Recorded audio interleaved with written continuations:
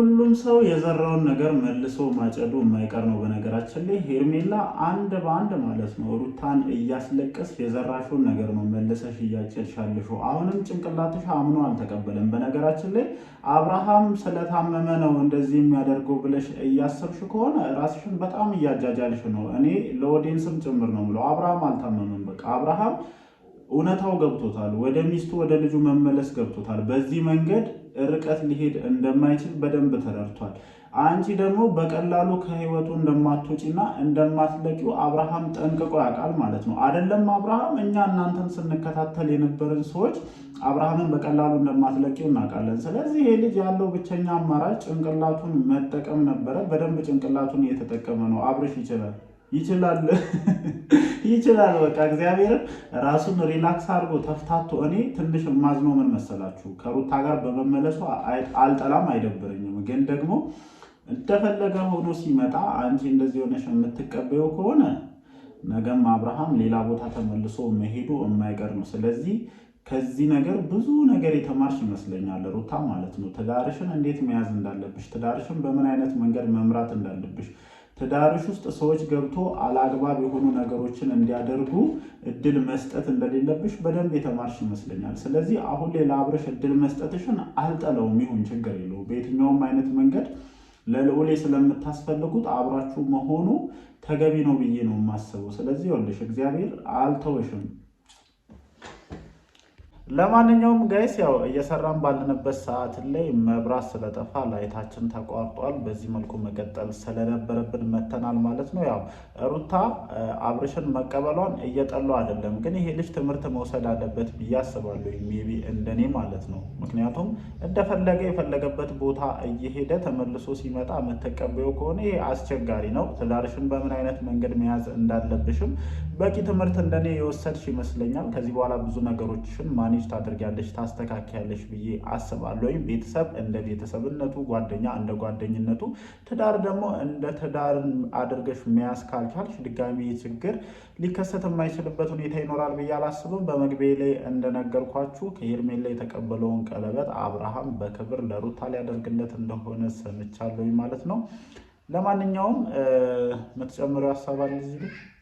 እውነት ለመናገር እኔ በበኩሌ ደስ ብሎኛል። ግን ያው አብርሃም ሙሉ ለሙሉ ልክ ነው እያልኩኝ አይደለም። እዚህ ጋር የሄርሜላም ስሜት የሚባል ሴት ናት ምንም ብትሆን ማለት ነው። እና አንጠላትም፣ ግን ደግሞ ሁሉም ነገር እያወቀች ስለገባች እና ቀለበት በሚደረግላት ሰዓት በጣም ደስተኛ ስለነበረች አስቡት። ባለትዳር የሆነ ሰው ቀለበት ሲያደርግላችሁ በዛን ልክ ቦርቃችሁና ብዙ ተንኮል ሰርታችሁ መምጣት ከባድ ነው።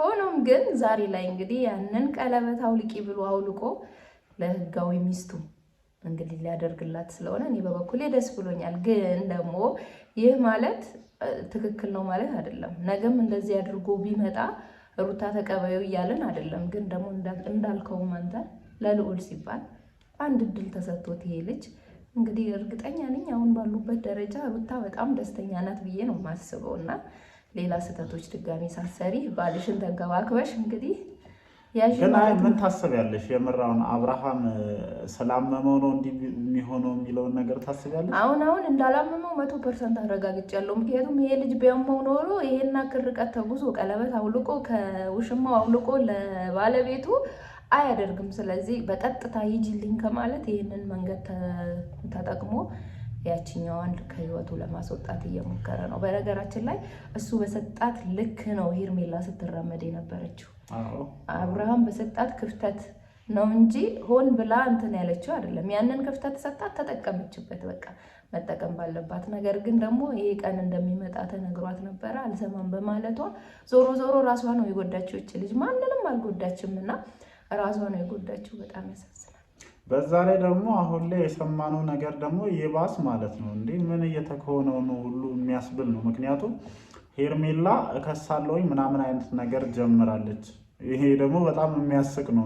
እንዴት አንቺ አሁን እግዚአብሔር እያተረፈሽ ነው። እኔ ትላንትናም ብያለሁኝ እያተረፈሽ ነው። በቃ የማይሆን ሁል ጊዜ ማለት ነው ሁል ጊዜ እኝኝ እያልሽ የምትኖሪበት ህይወት ውስጥ ከመግባት እያተረፈሽ ነው። ይሄንን አጋጣሚ ተጠቅመሽ እግዚአብሔር ላንቺ ያዘጋጀልሽን ህይወት ኑሪ። የሰውን ህይወት ወስጄ ካልኖርክ የሚባል አካሄድ መጨረሻው እንደዚህ ውርደት ነው።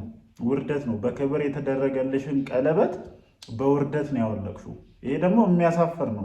አንቺን ያሳፍርሻል፣ ቤተሰብሽን ያሳፍራል፣ አጠገብሽ ላይ ያሉ ጓደኞችሽን ያሳፍራል። ለሴት ልጅ ትልቁ ሪስኳ ክብሯ ነው። የምሬን ነው፣ ከገባሽ ማለት ነው። ክብሯ ነው።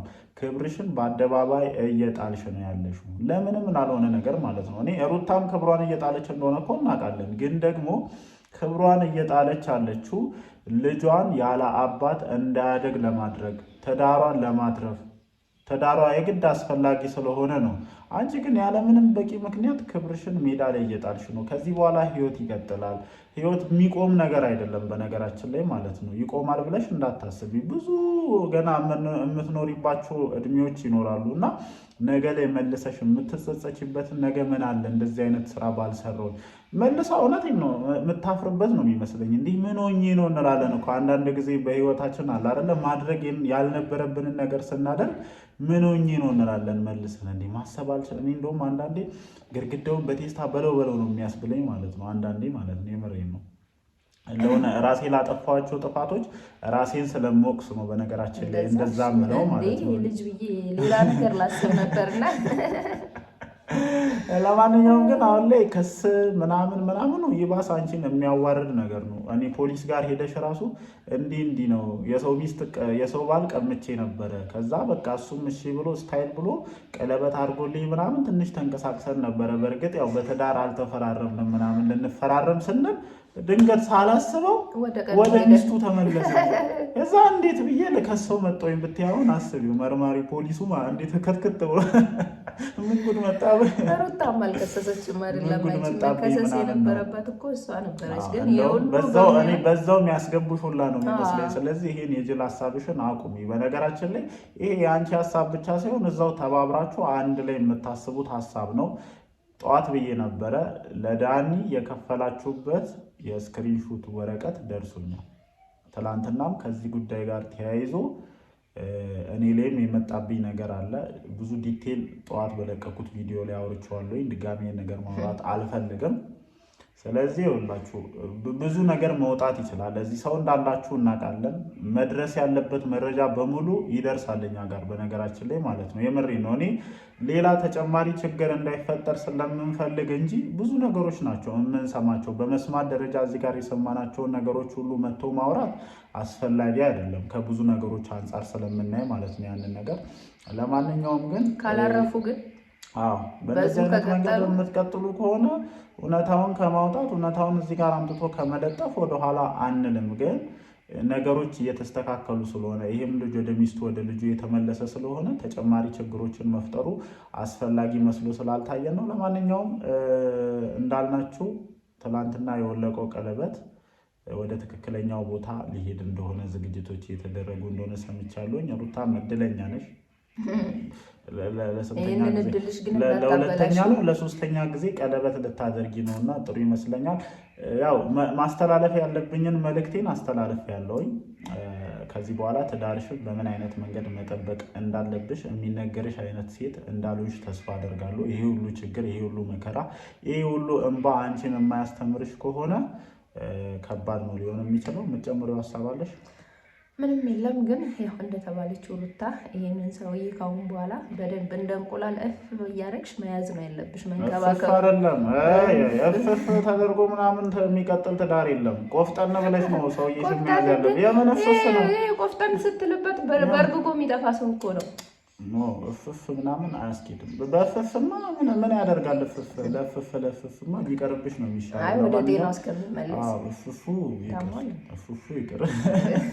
ለማንኛውም ጋይስ እንወዳቸዋለን። አዲስ ነገር ካለ ደግሞ እንደተለመደው መተን ሀሳባችንን እንሰጣለን። ይመቻችሁ።